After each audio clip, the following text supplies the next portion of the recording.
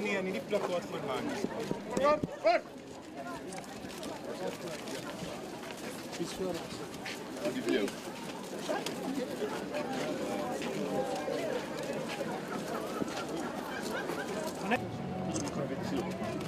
Hey, hoe gaan we julle? Ek sien like julle posters.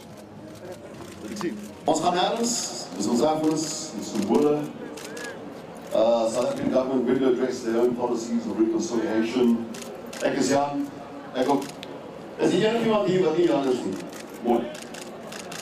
Ons allemaal is Jan vandaag. Dankie vir jou. And thank you to everybody here who has even the inkling of a concept of heritage, custodianship for your history and my history.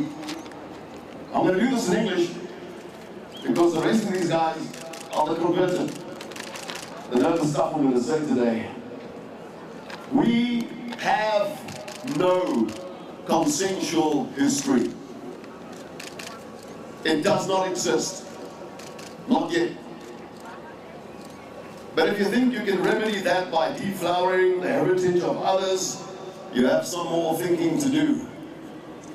If you believe you can fix disunity by defacing the history of others, what you believe is misguided.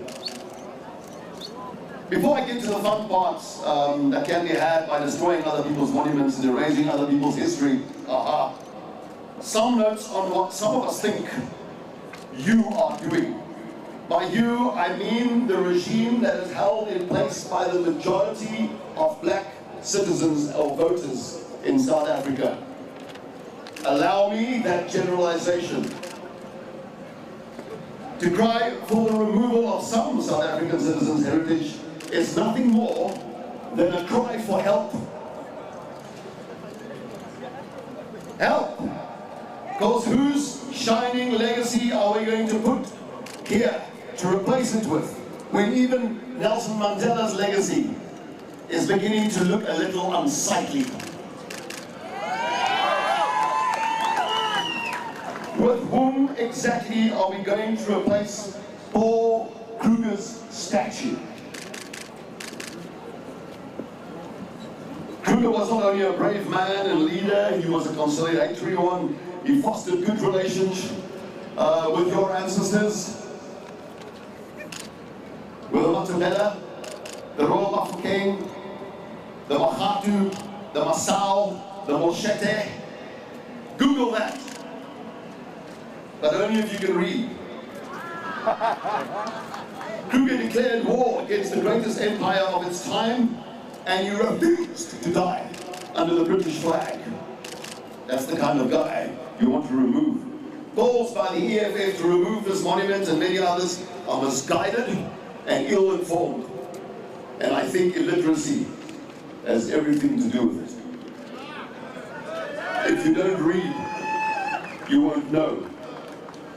If you burn down the school, you won't read. You won't know. If you have nothing to show for 18th and 19th century achievements, defiling the monuments of others will be seen by the rest of the world as nothing but gross envy. Cecil John Rhodes was no friend of mine. He was no friend of my people.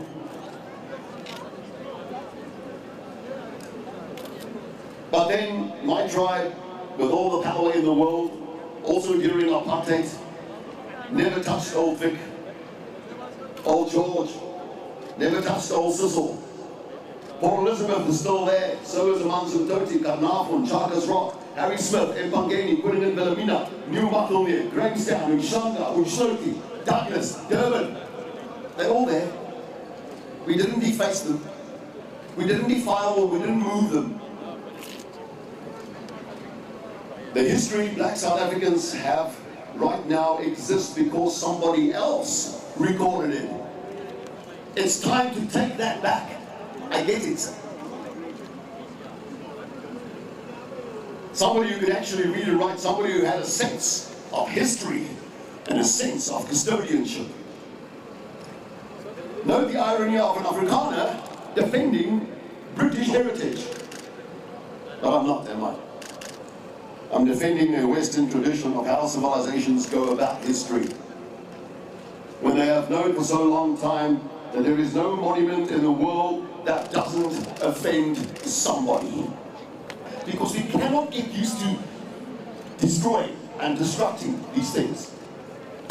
We're not banning other monuments. We're saying that you can take all that and build as many monuments as you want. You can take all the roads in the world. You have all our money, you can build them. Give them new names.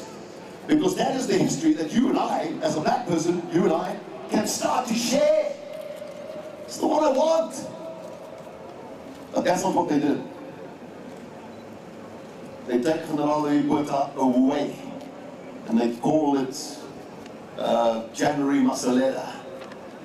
I stopped there. I asked the black people, who was January? You know what they say? I don't know. I don't know either.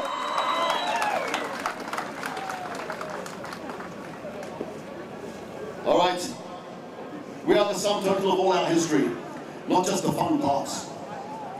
Whereas history serves most civilizations, South Africans prefer to be enslaved by its history. Whereas history liberates most civilizations, South Africa prefers to be defined by history.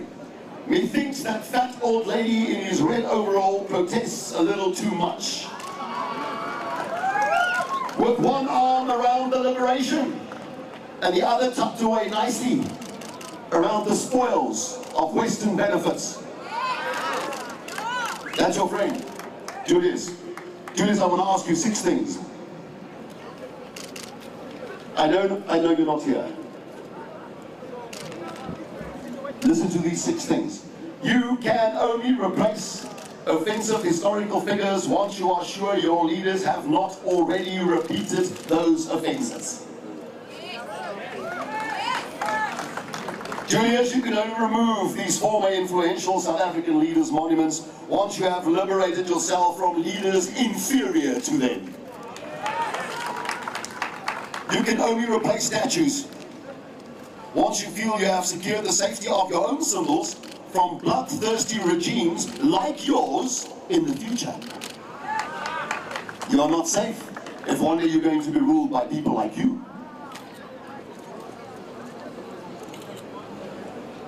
You can only replace apartheid figures once you have proven yourself worthy of integration and really free of racism. Wasn't that your problem with apartheid? Wasn't that our problem with apartheid? How is it that this government implements today more race-based rules than that woeful old regime? How? You can defile these heritage sites only once you're sure of the complete absence of the genocidal oppressors in your own ranks and history. Right now. It's bigotry, my last point, it's bigotry to remove monuments from colonialists while patronizing selectively the West's other contributions to South Africa, like reading and writing, like the sport you play, the tech you enjoy, the infrastructure you use, the roads you travel, the systems you embrace, and the English language you employ. Cecil John Rhodes' largest contribution to sub-Saharan Africa was the language that you are having the debates in about should his monument stay or go. That's bigotry. What statue then deserves to be standing here?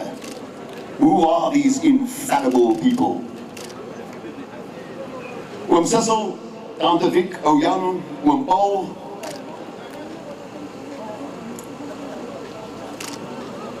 My liefde vir my erfenis is so sterk dat selfs die vandalisme of verwyderings van julle monumente niks, nada, Ezekiel, Boggerol kan doen aan die monumente wat julle klaar in my lewe in het. Wat julle klaar in my hart en my siel gesit het. Dis te laat. The most important monument is right here. It can't be moved. That's why they hate it when we sing this stem, because how can we defile it for you? How can we take it and build it somewhere else? Because it's inside. I'm aware of English and Afrikaans activists on high alert right now to retaliate the moment any monument is removed. Have you forgotten that you also have monuments that can be removed, that can be defiled? Dink jy net ander mense kan hulle eie hand skyp en dit smeer aan 'n monument? Ons almal het maar genoeg kap daarvoor.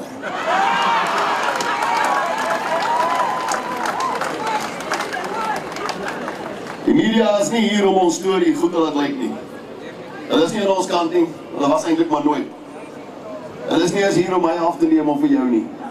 Hulle is nie hier om die mense af te neem dat jou gaan uitklok as jy nou hier wegloop nie. Hulle is hier om jou af te neem as jy reageer daarop. So, if you are one of those activists, the English, and the white and the Afrikaners that I know about, this is not the time for retaliation. One of the other monuments we represent is civilization. We can raise our chins and walk past this kind of provocation. I'm going to ask you once more to do that today as well. This is not the time to retaliate and burn down other people's monuments. I know you feel like doing it. Not today. Kom ons doen ietsie wat ons goed ken. Daar is omtrent nie 'n plek in die land waar ek nie verban is nie, as gevolg van hierdie lied. Ons hier